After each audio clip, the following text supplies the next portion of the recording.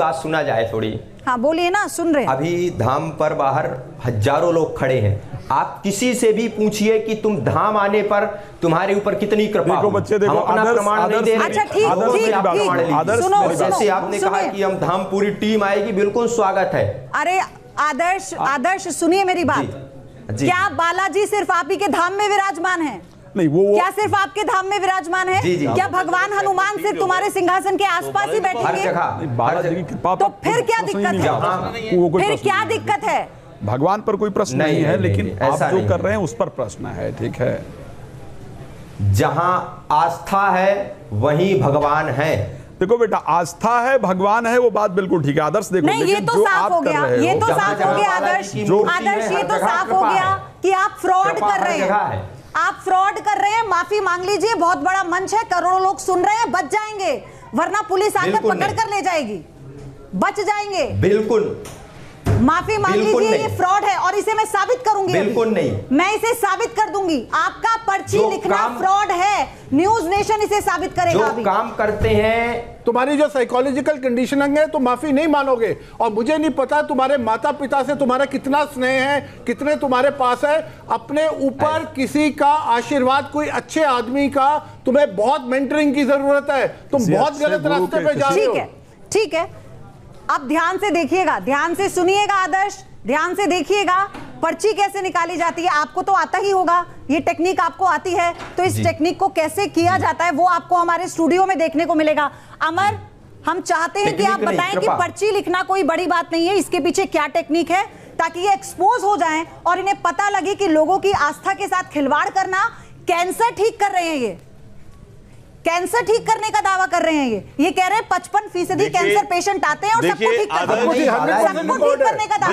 अमर, बालाजी, हमने आपसे प्रारंभ में कहा था। अरे बालाजी को मत आदर्श, मेरी बात सुनिए आप। अभी जब मेरी आपसे शुरू में मेरी वार्तालाप मैं आपसे कर रहा था, तो आपको मैंने शास्त्री जी के आपको कह के संबोधित किया था कि शास्त्री जी जय सीताराम, आपको राधे राधे कहा था। लेकिन शायद मुझे अब लग रहा है कि उस गलती पे मुझे अपने पछतावा हो रहा है कि मैंने आपको शास्त्री जी क्यों कहा था। जी जी जी, क्योंकि शास्त्री जी किसी को ऐसे कह देना, मुझे लगता है शायद वो गलत होगा।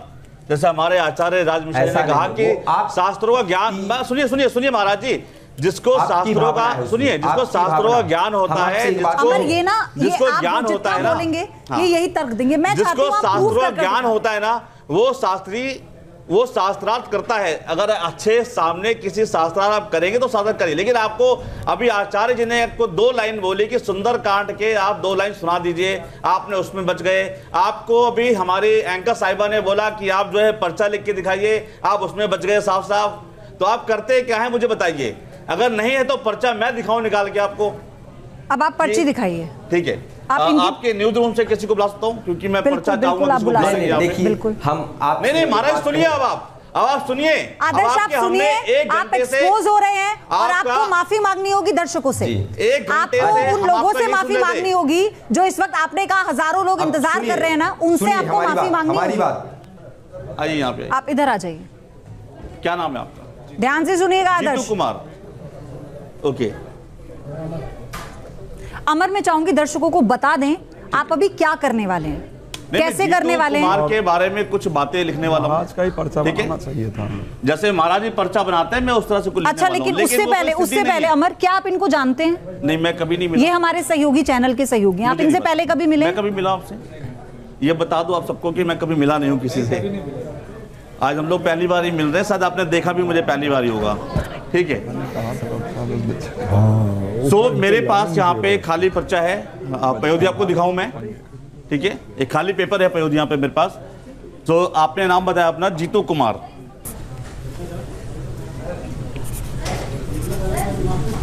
आपने इनका नाम पूछ लिया, लेकिन पहले सिर्फ नाम पूछा है बस। अच्छा, और कुछ नहीं पूछा इनके बारे में, क्योंकि वो फिर वो कहते हैं वो तो नाम भी बता देते हैं। नहीं, मैं नाम बता सकता हूँ, कोई दिक्कत वाली बात नहीं थी, क्योंकि सिर्फ नाम पूछा आपका मैंने। इसके बारे में मैं आपके बारे में कुछ जानता नहीं फिलहाल मैं।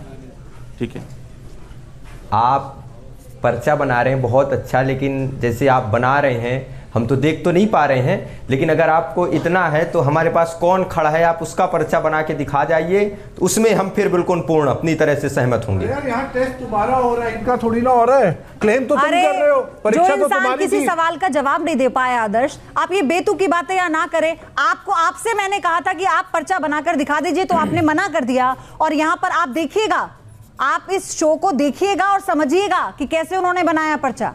नाम आपका जीतू कुमार जी, जो मैंने लिखा है आपको आपकी पर्सनालिटी को रीड करके। एक्चुअली क्या होता है मैं बताऊं पयोधी, जो हम लोग लिखते हैं वो हमारी ट्रिक है, ठीक है, ट्रिक कह सकते हैं हम उसको। हम कोई दावा नहीं करते चमत्कार का, इसलिए हम उसको ट्रिक का नाम देते हैं। तो जो आपकी पर्सनालिटी को रीड किया मैंने, ठीक है ना, उससे मुझे जो लगा है, आपकी कुछ महीने पहले कोई जॉब बदली आपकी, ये मैं पेन रख रहा हूँ, इसमें लिख चुका हूँ पयोधी में, ये आपके सामने रखा हुआ है, ये यहाँ से हटेगा भी नहीं, ठीक है। जीतू क्या भी आपकी कुछ महीने पहले कोई जॉब बदली आपकी, इससे पहले कहीं जॉब करते थे, आपने भी जॉब चेंज की है फिलहाल, तो न्यूज नेशन में रिसेंटली आए हैं आप, कुछ महीने पहले बात करते थे। वो मंथ आपको याद है, किस मंथ में आए थे आप? बताना नहीं है, लेकिन मंथ याद है? वैसे मंथ याद है आपको? मैंने यहाँ पे कुछ लिखा है पयोधी, और आपकी कुछ परेशानियों के बारे में भी लिखा है। अगर आप इसको दिखाएं पढ़ के, आप मुझसे बाद में पूछेगा। बताइए पयोधी आप। ये पहले मैं चाहती हूँ पर्चा आपको दिखा दें, जो अमर ने जिस पर्चे को लिखा है, और जीतू का नाम जानने के बाद उनकी पर्सनालिटी, उनके हाव भाव को ऑब्जर्व कर कर उन्होंने ये पर्चा लिखा है।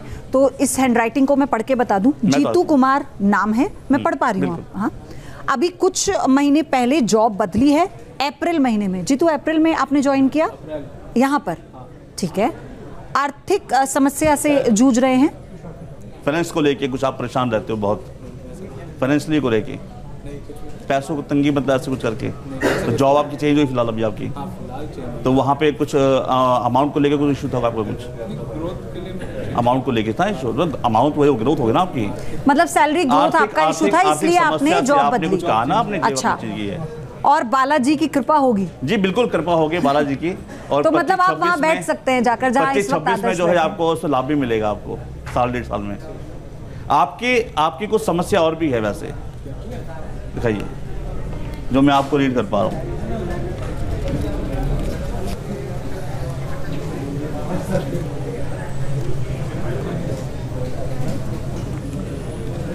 आपकी फैमिली में किसी को हेल्थ प्रॉब्लम है? आपको उनकी बहुत चिंता रहती है, काफी टेंशन रहता है उनको लेके? किसको टेंशन है? मतलब किसको है वो? माता जी को, फादर को टेंशन है। आप पढ़िए पयोधी उसमें। आपकी फैमिली में हेल्थ प्रॉब्लम चल रही है, उनकी चिंता रहती है। ये देखिए, काफी समय से इनके परिवार में हेल्थ प्रॉब्लम चल रही है, जिसको लेके ये काफी टेंशन में रहते हैं।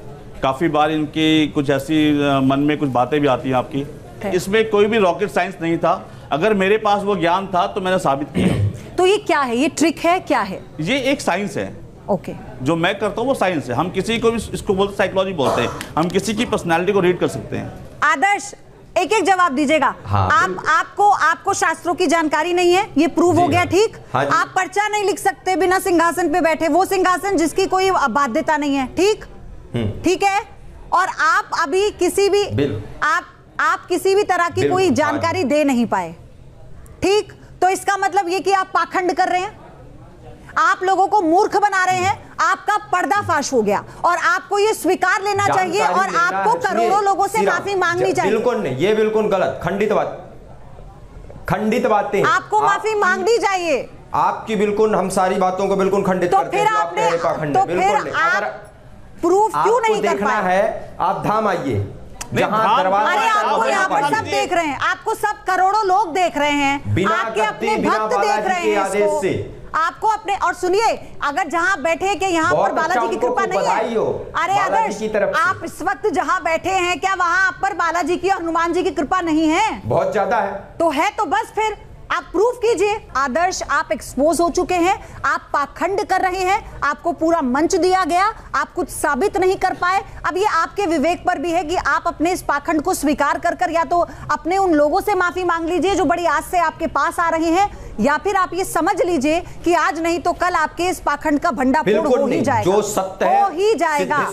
बहुत धन्यवाद आपका, बहुत धन्यवाद। लेकिन ये हम अपने दर्शकों पर छोड़ते हैं कि आप इस पर विश्वास करते हैं या विश्वास नहीं करते। आप ऐसे पाखंडियों की बातों में आएंगे या नहीं आएंगे, ये आपको तय करना होगा, क्योंकि बार बार हम आपसे यही कहते हैं कि विश्वास और अंधविश्वास के बीच एक बारीक सी लकीर है जिसे आपको देखना होगा। बहुत बहुत शुक्रिया आप सभी का हमारे साथ जुड़ने के लिए। आप बने रहिए न्यूज़ नेशन के साथ।